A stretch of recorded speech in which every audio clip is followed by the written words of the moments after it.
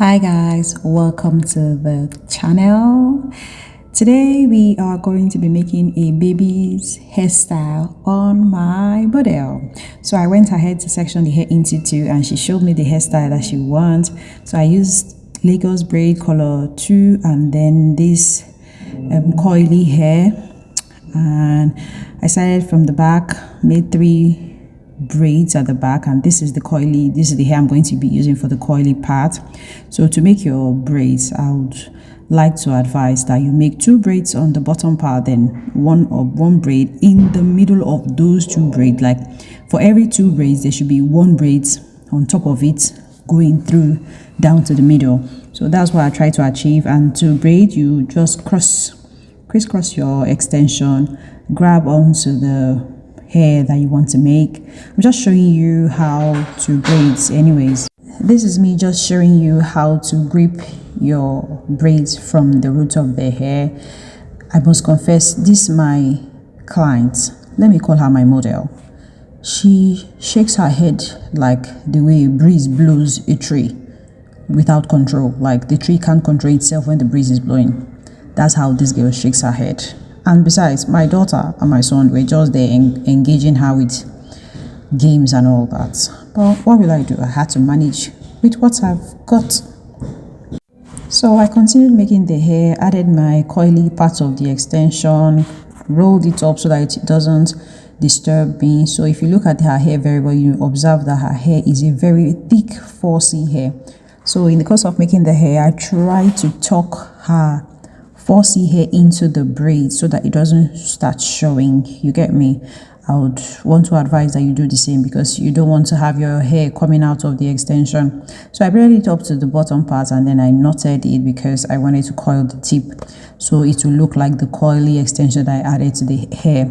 So to tie or to knot it, just watch my hands closely and learn how to knot your hair. So this coily part, I observed that it was going up and going up, but anyways, it is what the mom said I should use that I used. So we just continued making the hair, and this is me showing you again an up close view of how to braid.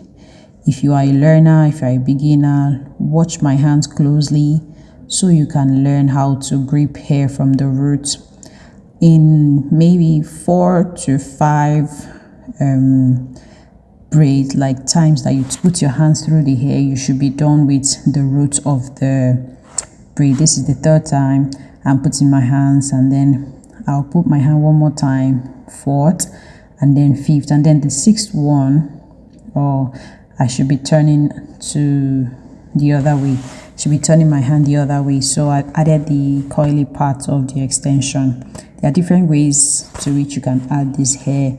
You can add it and then decide to remove it like this, or you put it back and then braid it one more time to secure it thoroughly to the hair before you remove the longer part of the extension, which is what I have just done. So you try to look for something like a clip or somewhere to hang the coily part of the hair so that it doesn't get in the way when you are braiding your hair. So that was what I did. Braided it up to the point where I knot, then gave it a very thorough knotting, and yes, knotted it twice anyways, just so that it doesn't start losing, because I don't want to go over and start braiding again. So this is another way to add your coily parts. You can add it during the crisscrossing of the extension.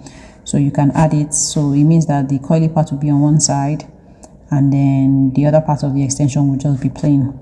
So after crisscrossing your extension, you just want to start braiding. When you braid the hair from the scalp and then you turn your hand, you can decide to remove the coily part at that point, or you braid it down. Just try and flow with what you like. You can just try to be creative as much as you want. There's no pass or fail in this thingy, as long as you put your coily part and then bring it out at some point of the hair is fine. So after braiding the back part of the hair, I try to add Ghana weaving, like short cornrows on the top part of the braid so that I can cover it a bit before I make the top, front part of the hair. So I did like 6 cornrows to the back, yeah. And if you want to learn how to make cornrows, there are different ways. You can either choose to hide the extension that you are adding, or you just braid it like that. She's just a young girl, so I didn't bother myself with hiding any extension I'm adding. So I just put the extension and then braided it like that. If it was a grown up like an adult, I'll probably might want to consider hiding the extension I was adding. But anyways, I braided the back part of the hair, so watch my hands closely so that you can learn 1 or 2 from what I am doing. Well, if you know that at this point you have found this video impactful, please do well to hit the like button. You are free to share, you are free to drop a comment, right? Tell me 1 or 2 that you think I would have done differently from what I did, and you can just share. It's for free. With all of these things, dropping a comment, liking the video, and all of that, they are all for free. So after finishing the back part, I went ahead to make the front part. So here I'm trying to make a crisscross on this part of the hair. I made the 2 braids, the hair that I want to use for making the crisscross. Yeah, so I subsectioned it again, and I'm showing you what I was trying to achieve there. So first off, I braided 1/2 of it, and then after braiding the front part of this subsectioned hair, you'd move your hand in such a way like you're moving from one lane into another lane. Like if you're a driver and you're trying to move from one lane to another lane, you know how you go. So that's what I just tried to do on this part. So if you are someone who wants to learn how to do crisscross, just watch my hands closely, and then you get everything you need to get concerning this. So I finished that front part, and then this is where I'm trying to cross over to another lane. Yeah, so I'm crossing over to the other lane just so that I can achieve the first half of that crisscross that I was trying to do. So just watch my hands closely and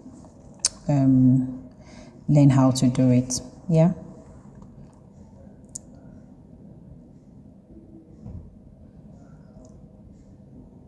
So when I finished this first one, I started off, if you look at it, 1/2 of it is made and the other half is made. So I just went ahead to make the front part and I crisscross it to the other part, just so that to give that multiplication sign. I don't know how to explain it, but if you are looking at what I'm doing, you should understand what I'm trying to say.